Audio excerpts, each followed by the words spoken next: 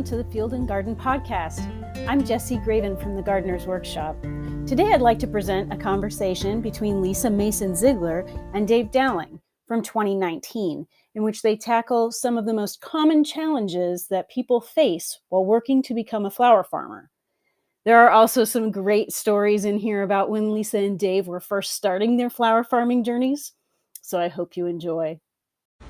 Good evening, folks.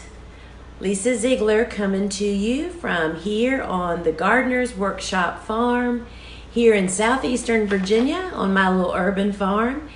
And tonight, Dave Dowling and I are going to be talking about overcoming challenges to become a flower farmer. So, hi, Dave. Good evening. How you doing? I'm good. Dave and I communicate a lot via email and text, but we don't often, he's in New Jersey and I'm in southeastern Virginia. I'm going to tell you that we have been bombarded with questions, and a lot of them are the things that we're going to talk about tonight. And it is just really pretty amazing how there's so many people that really want to try to start some type of flower business, flower farming business, but they have all these little hiccups that they feel like it's just stopping them. So we're going to talk about some of those. Did you have any hiccups, Dave? Oh, quite a few. When I started out really small and just went from there, and it just kept building bigger and bigger every year, but started out with nothing. No money, no tractor, no nothing, and it worked. Me too. I read Lynn's book and it was like, okay, I think I saw a tiller out there in the garage. Steve and I had just gotten married, and the old family buildings had all kinds of stuff in it anyway. And, back when you and I started, it wasn't like it is now. There was no internet. I know. And do we sound old or what? It's like, nobody knew flower farming. What are you talking about? People pay for flower. You know what I mean? It was just exactly. Yes. It was so hard. And I come from a really big farming family. They have big farms. I think I was like the family joke for the first 5 years. Oh, there she is. The little girl thinks she's a farmer. And so, yeah, it was really, really hard. So, we're going to talk first about some of the things that might have been stoppers for us. And every one of these things on my list that was a barrier for me and or Dave, somebody has asked us about. So I asked people, so you guys be thinking, if you need to, what is your cusp? What is it that you say, I can't start my business because of, and post it so we can help you realize that there's a way to overcome it. Because let me tell you something. Owning a business, to me, is nothing more than being a fire extinguisher all day, every day. That's all you do is put out problems. That's what owning a business is, right, Dave? I mean, it is. Yeah, whether it's a farm or a restaurant or an office, you're always dealing with problems. All day long. I mean, and it's not, but I see them as challenges. Yes. So that's a good one. Charlotte just posted, how about old age? Too old. We'll talk about that too. So the first thing that's on my list, Dave, is no experience. Right. Well, I don't know any flower farmers that were flower farmers before they started flower farming. Right? They might have had gardens at home. They might have had like bedding plants and gardens, but I don't know of anybody who became although there are some people who grew up in the business, if they're the second generation, but there's not many of those out there who were born in a flower farm. Yeah, I think the one I think of course, is Joe Schmidt. I think he's like a fourth generation flower farmer. Right, and but one Keith Kramer, there's a few. The Milanos out in California, but there's not many. Right. I like to always tell the story. When I first started, I was buying seeds at the local garden center, the hardware store, and I planted larkspur. I had no idea when it was going to look like. I planted it maybe in June. Nothing ever happened. Then the next year I came home one day, and there's this big, huge, tall, purple flower, probably mid to late May. And I'm thinking, what is that? I didn't know what it was. And I had to go find out what is that plant that came up a year after I planted the seed, because I planted it at the wrong time. So the seed sat there all summer, germinated in the fall, overwintered, and there's this one big purple larkspur plant that I don't know where it came from, except I planted a year before and didn't know what I was doing. And it was saying, here I am, Dave, Yes, you can. just one.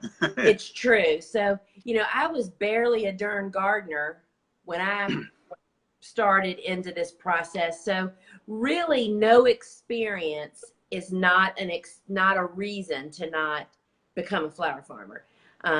And there's just so many resources, our courses, books, magazines, social media, and I use them all the time. Yes. The quarterly that comes out from the association every month, and I scroll the social media and see somebody doing something like, what are they doing?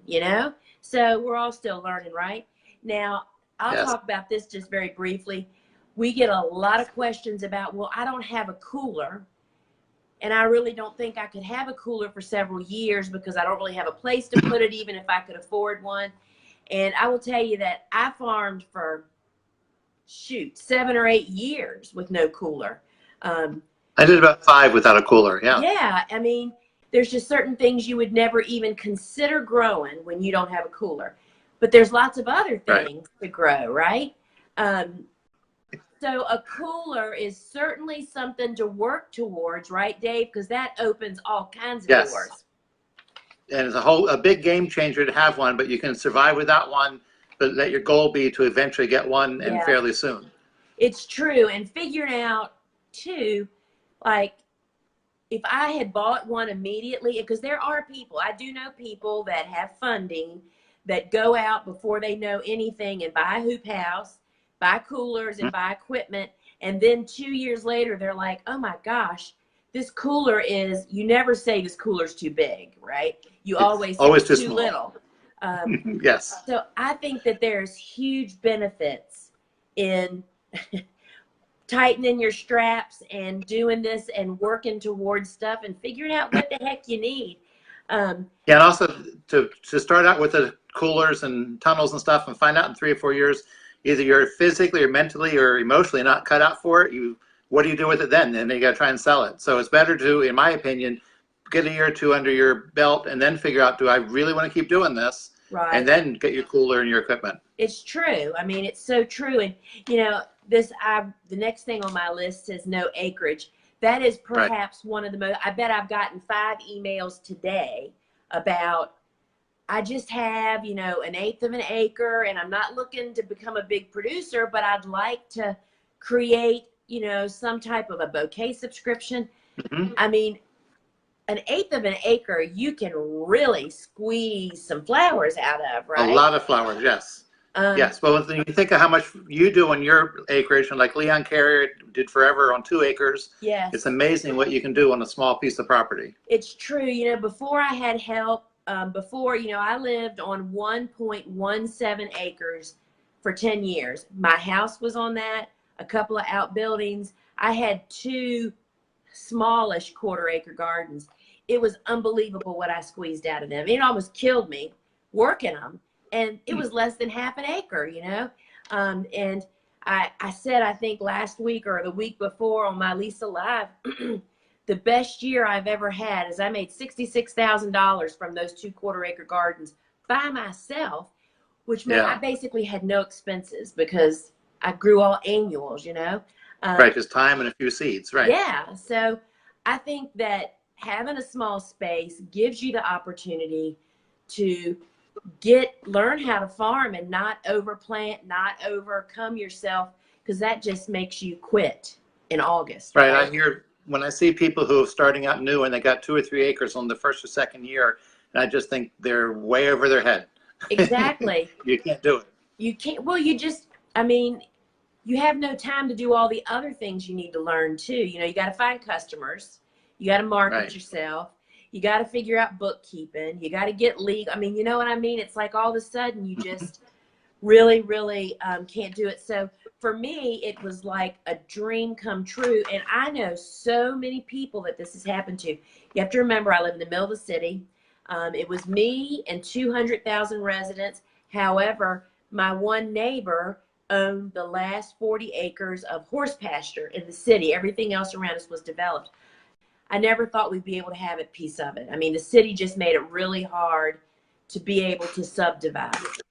And when that actually happened, let's see, 8 years ago, I mean, land in the city is really, you would never buy it as a farmer. I mean, it's way too expensive.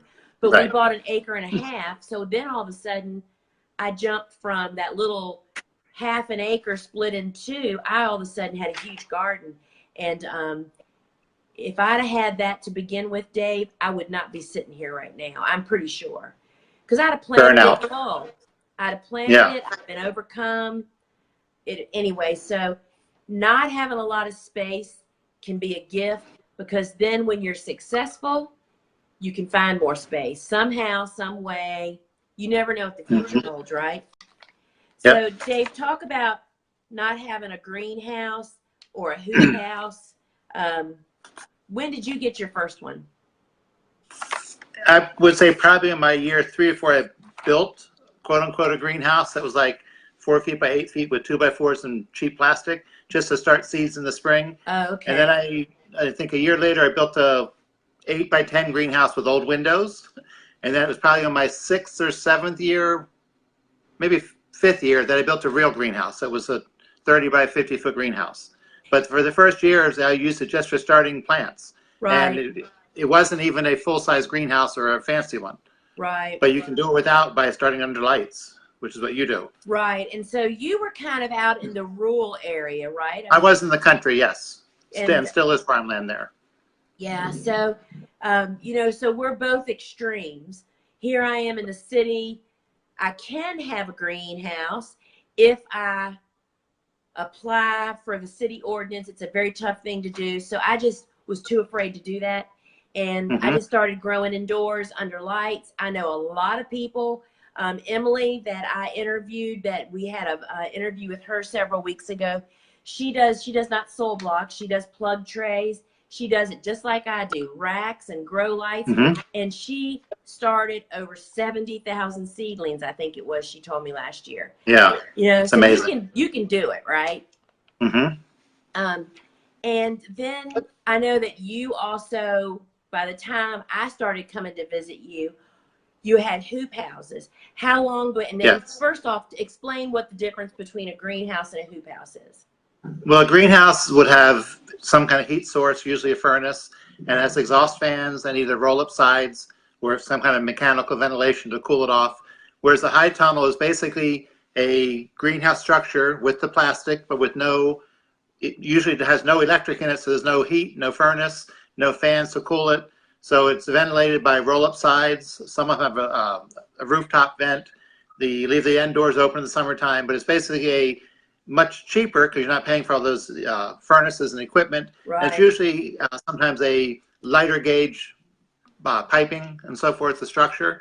And often they're temporary. You just put them up for the summer and take them down for the winter, or at least take the plastic off for the winter so you don't have to worry about the snow. Well, yeah, I mean, and there's so many choices. Just hearing you just list the different, to know, isn't there different, perhaps better houses for different regions for the weather, right? Yeah, there's ones that you can leave in Canada and Maine and let it snow on it and don't have to worry about it. And there's ones that if you put it up in Canada and let it snow, or Northern America and let it snow, it's going to collapse unless you go out and shovel the snow off all night. Right. So yeah, they are very different.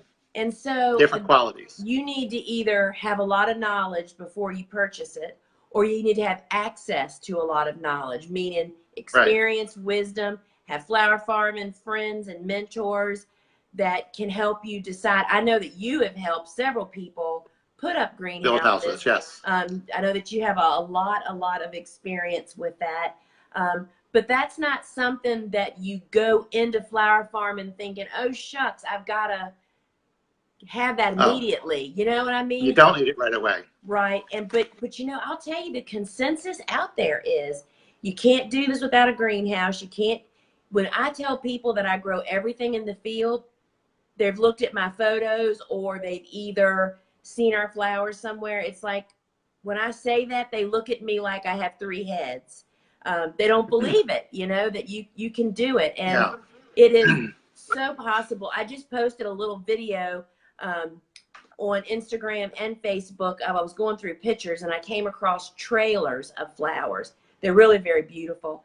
And all of that stuff was grown outside and they're pristinely perfect, right? So Yeah. I think people just, you need to hear this, folks. And doesn't mean you can't get a greenhouse in 2 years, but like Dave said, you got to get some experience. Are you going to do this, right?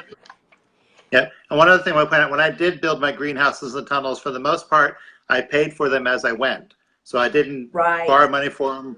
One of them I put on a credit card and paid it off before the season was over, but I paid for them as I went. I didn't, I built one every other year basically and would pay for it as I went. So you saying how you paid for it along the way, I mean, that's the gift of getting in without a lot of obligation. And I think more so than any other business, you can do that. I mean, I did it. I had no money when I started. I started with nothing. I bought $20 worth of seed. Exactly. I mean, fortunately, my husband came with tillers and this land. I borrowed a tiller.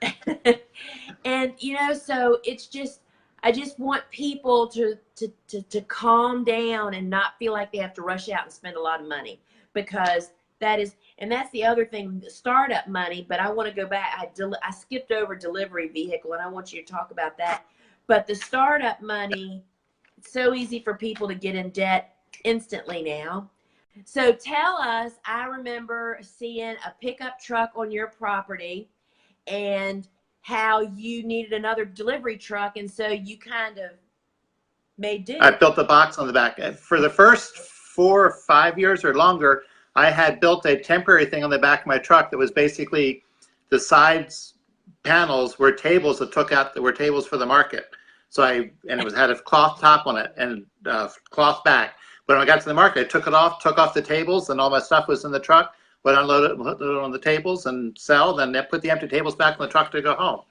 But after 4 or 5 years, that wasn't sturdy enough, so I built a bigger box that was actually bolted to the truck that held tables slid in the side of the truck, outside of the panels. So it was a thing that could hold plants, flowers, the tables, tents, everything went in that truck. And it was just a Chevy S10 truck, not a very big truck.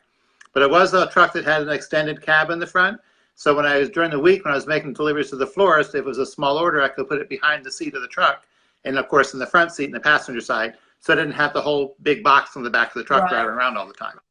But yeah, you can improvise and make what you have work. I've seen people using a Subaru Outback as a flower delivery vehicle. As long as it's tall enough to get the flowers in there, it works. It's true. So, and for me, I had a 4-door sedan. My first trips to the florist was in the back seat of the 4-door. I didn't even have a hatchback kind of situation. So you can really make up for that. So another question I have is, I have heard from a lot of people that have full-time jobs that really want to do this. I did it for a year after my regular job. Same here. My first year I had another job. It was not easy, but I did it. And oh my goodness, to come home in the evening and hit the fields, and it can be done. And I tell you, one of the things that the very first session or the very first class in my course is all about the business side of things. Well, one whole session, I think it's more than one session, maybe 2, talks about making time in your life, meaning really looking at what you're spending your time doing.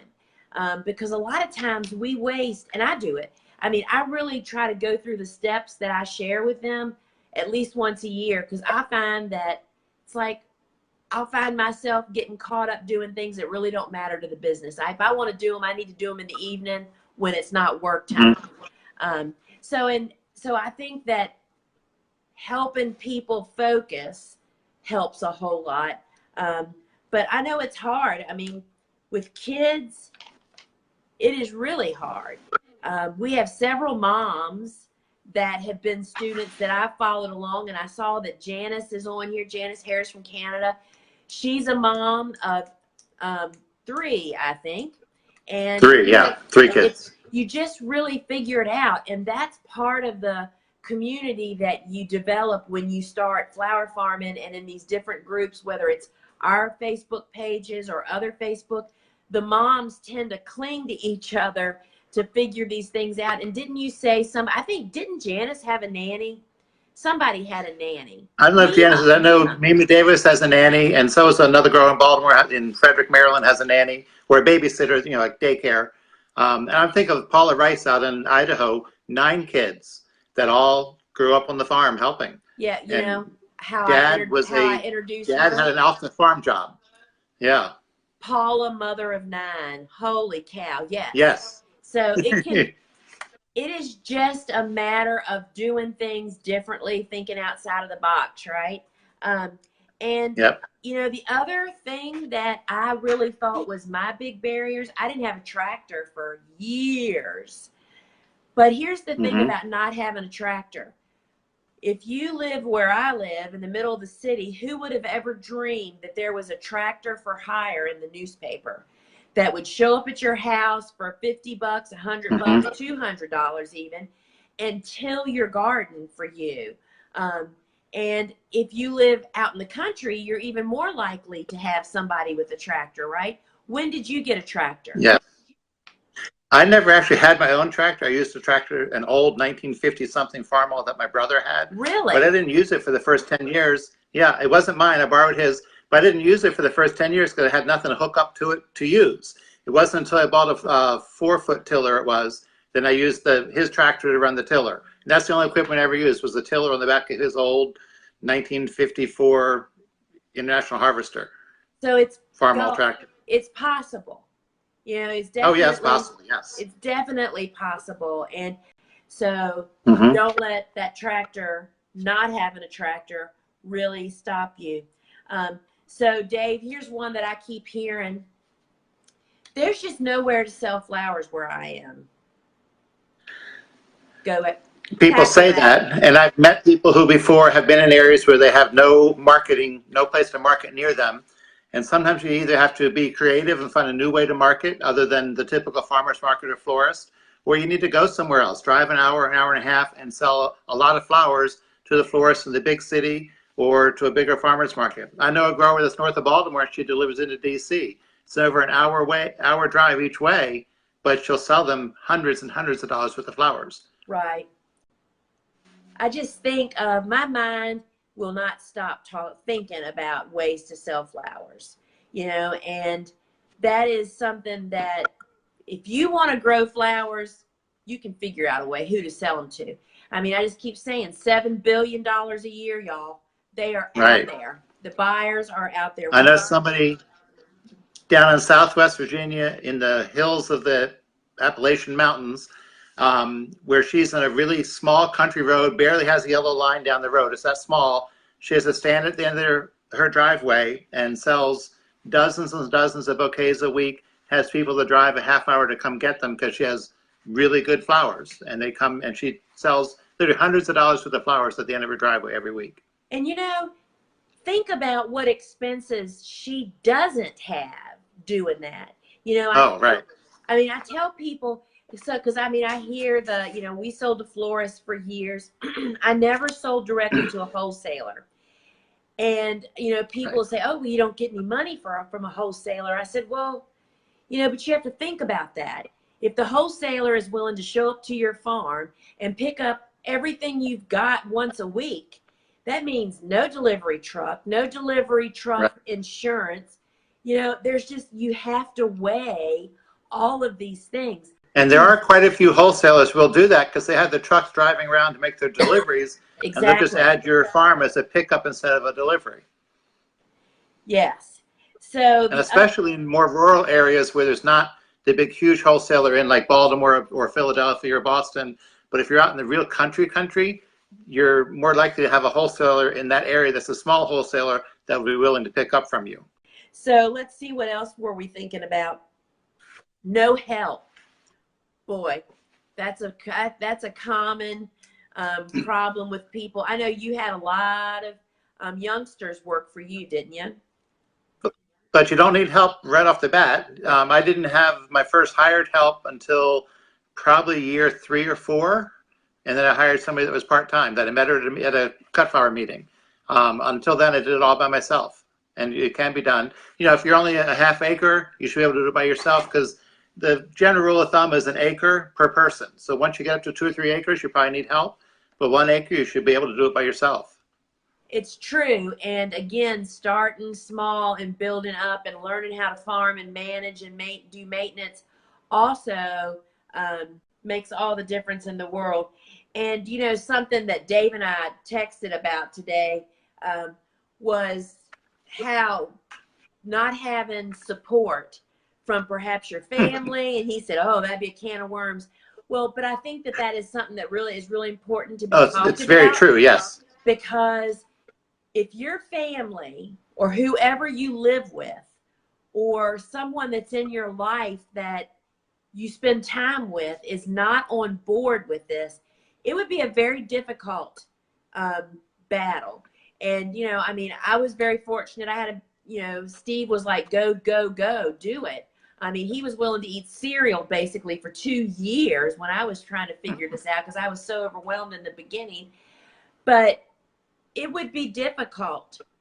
So that is something to definitely consider. If you have reluctant people in your family, you know, it needs to be a family decision because it is your life. It's in the back, it's outside your windows, right?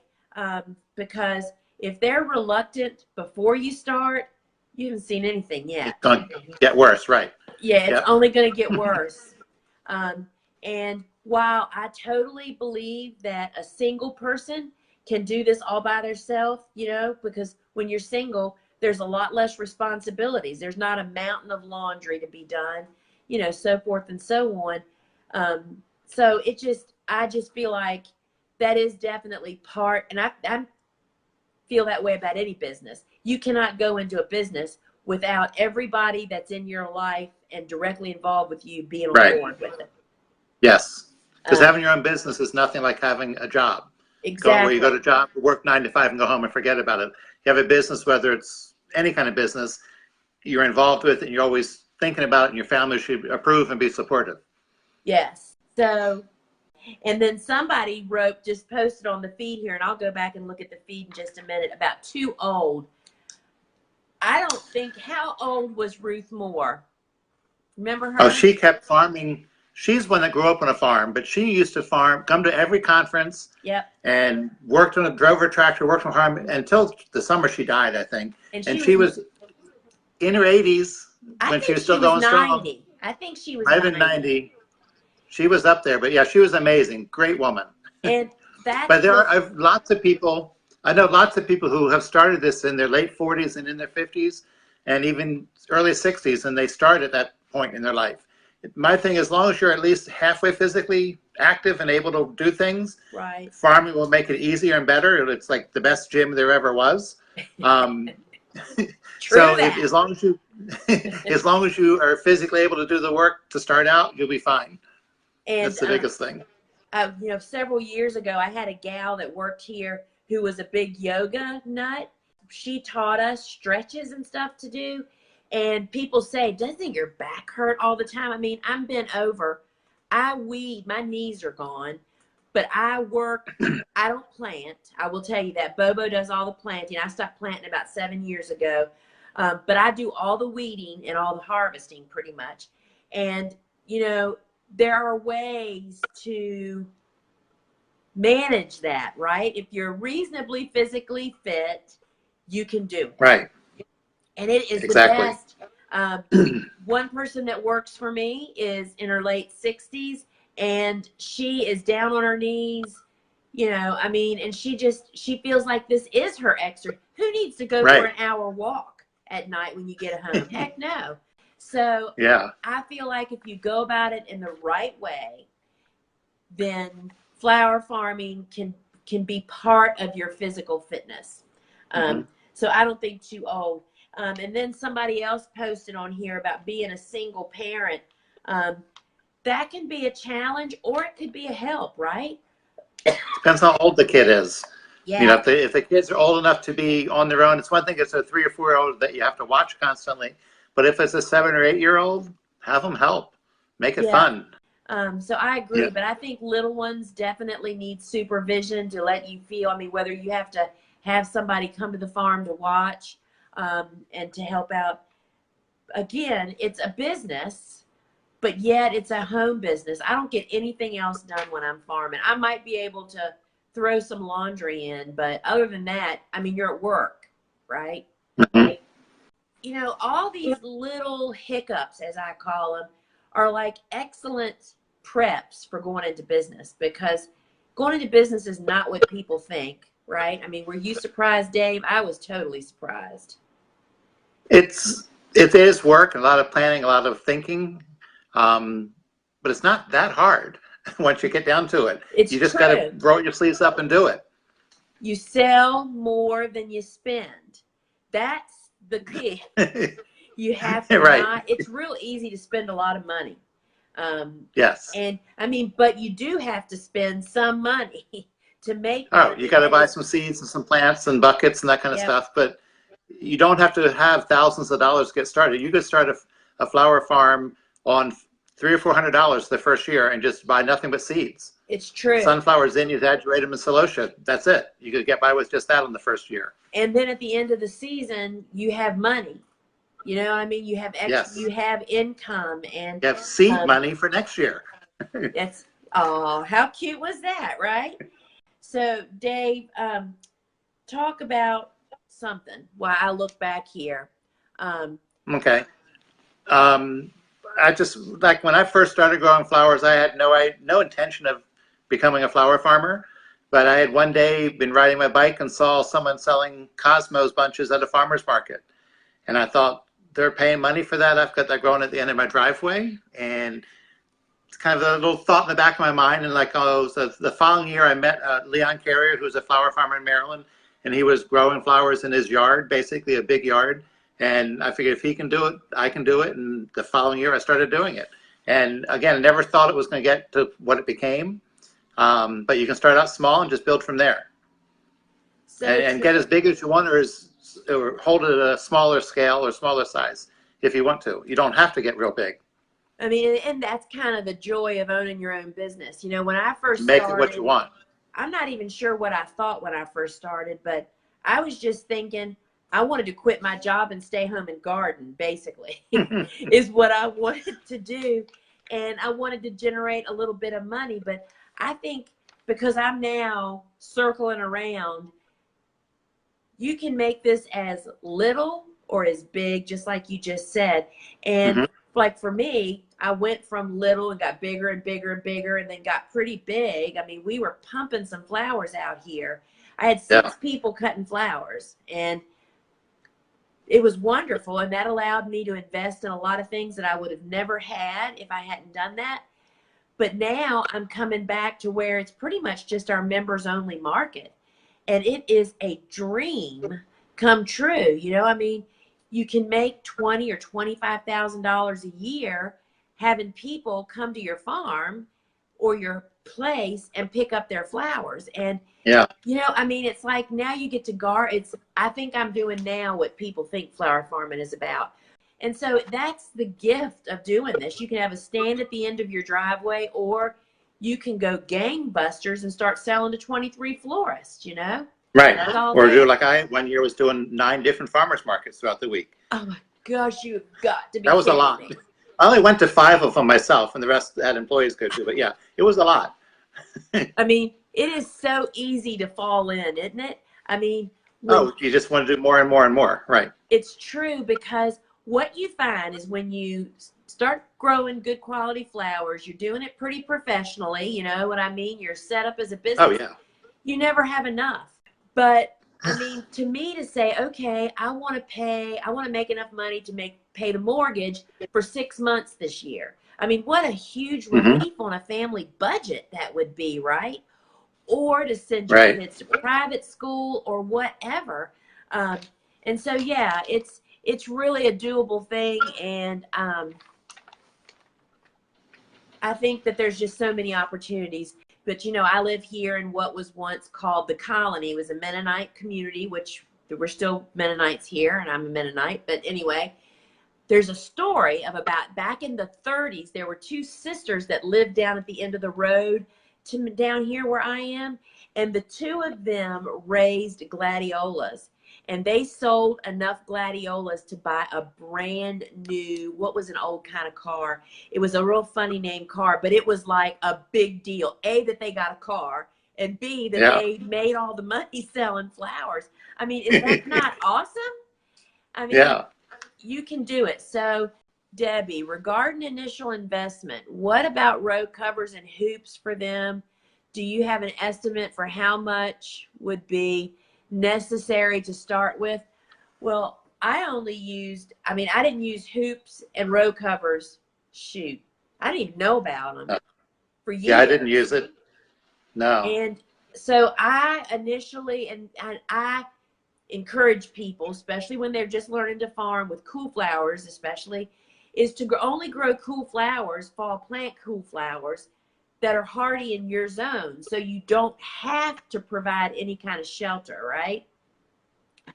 Right. I never used row cover out in the field unless it was something that had come up, a spring planted plant with a really late frost. So you don't have to have hoops and row cover. It just depends on how much you're growing. I mean, you can figure out if you're going to have how many 50-foot or 150-foot beds. You would have to go in and figure that out. But I want to tell you, Debbie, that you do not have to have row covers. I met someone at a work conference this week from Norfolk, and she couldn't believe that you had the business you had. I mean, yeah, I'm in the middle of the city. Anything's possible, y'all. And that's the wonderful thing about being a business owner is you make the call and you can figure it out. I'm planning to start in the spring. I won't be able to do the fall planting for spring. Should I plan to start this spring or wait until next year? You should never wait, in my opinion. Never wait. Something. So as soon as you can get started, go for it.